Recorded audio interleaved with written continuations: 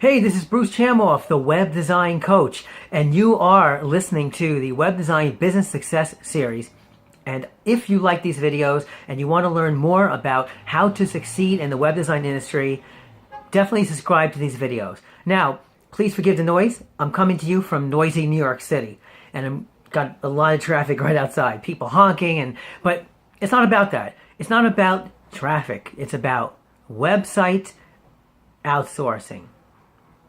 And I want to tell you, I've been doing this for 22 years, and I've been outsourcing for 15 years, and the websites just keep on getting better and better and better. In this video, I want to tell you my favorite outsourcing sites. I have 3 of them. I use them all the time, and there are others, but I just haven't been doing well with those. So you know what? You forget about the ones that stink, and you keep the ones that you do well with. You might have a different list of what you like to use for outsourcing, but here are mine. I've been using Fiverr for literally 7 years. I'm also a seller myself on Fiverr.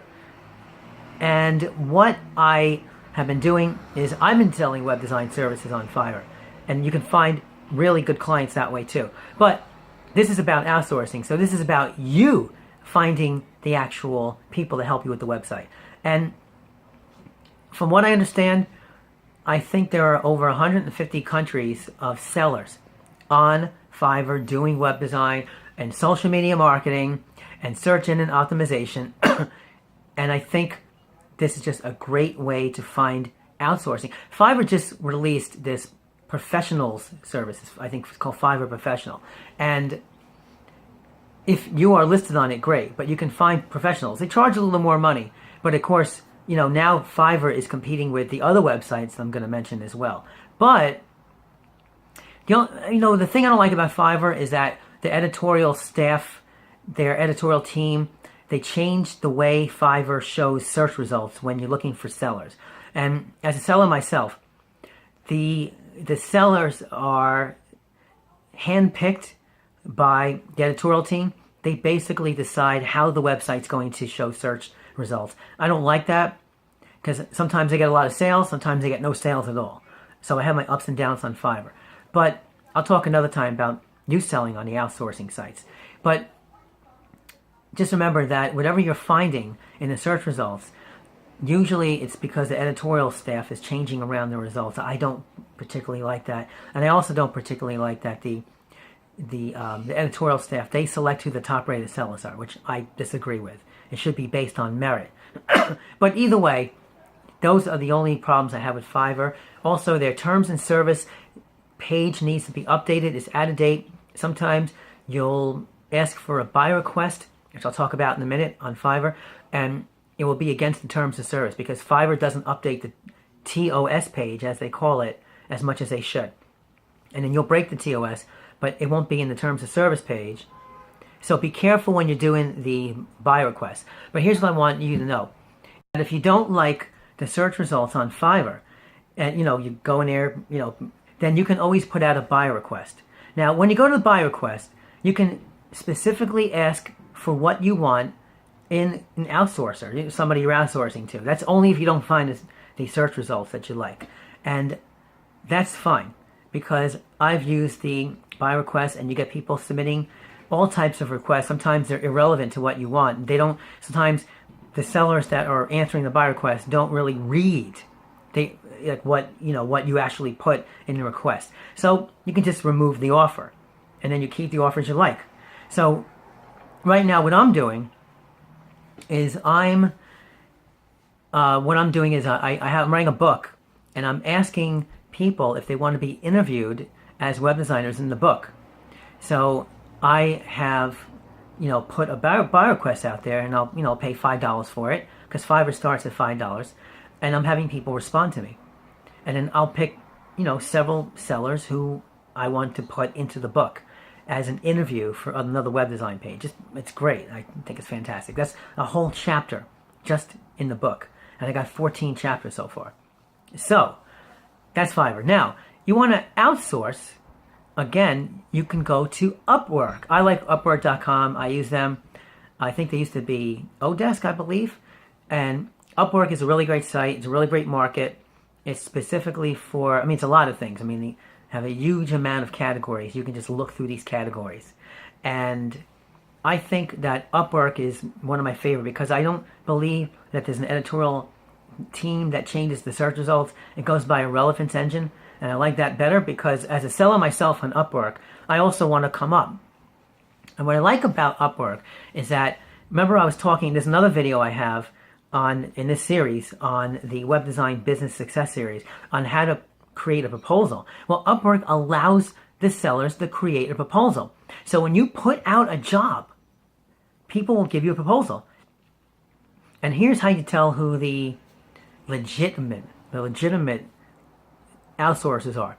First of all, you're looking for a proposal that's authentically written and freshly written, meaning that you're not going to get somebody that's just going to cut and paste some kind of, pre-canned, pre-written thing, which I hate. So you can't do that.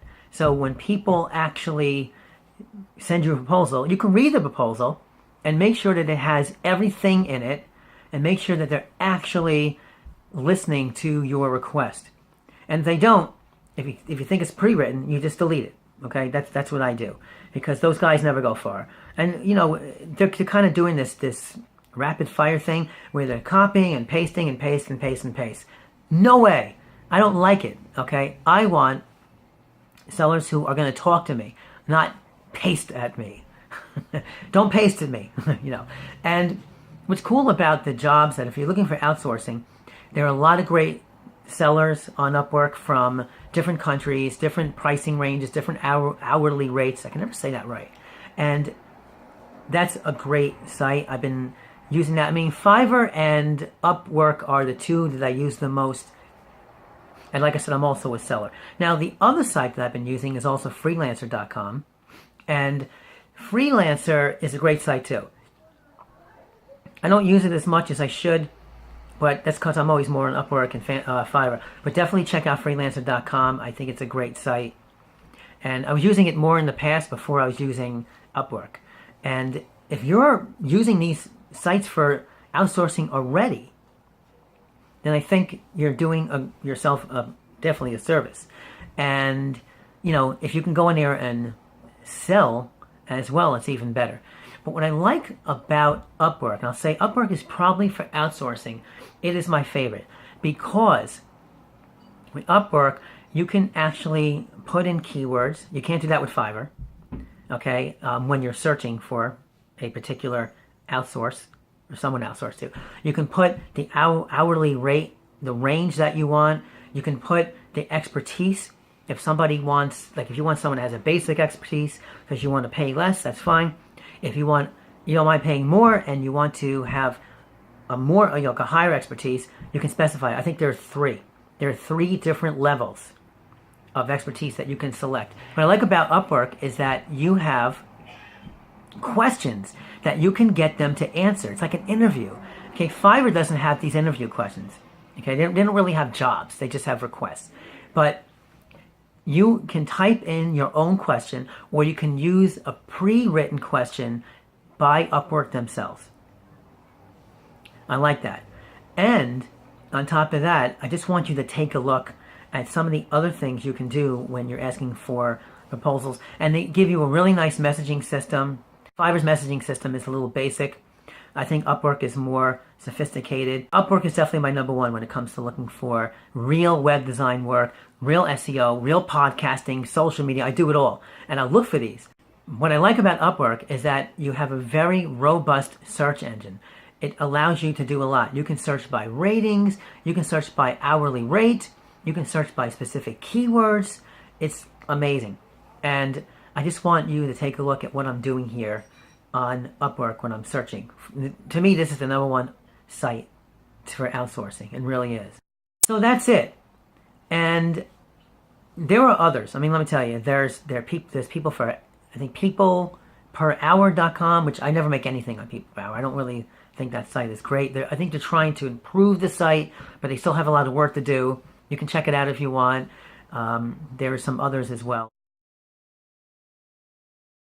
If you like these videos, feel free to subscribe to this channel because I'm going to keep on adding these videos and helping you guys with my experience on succeeding in the web design industry. I've been doing this for 22 years. I've worked on over 1,000 websites, and I'm still going strong. I want to share my knowledge and experience with you guys, and definitely, hit the thumbs up on this. Leave a comment. If you have any questions, I'm here to help, and I'll talk to you in the next video.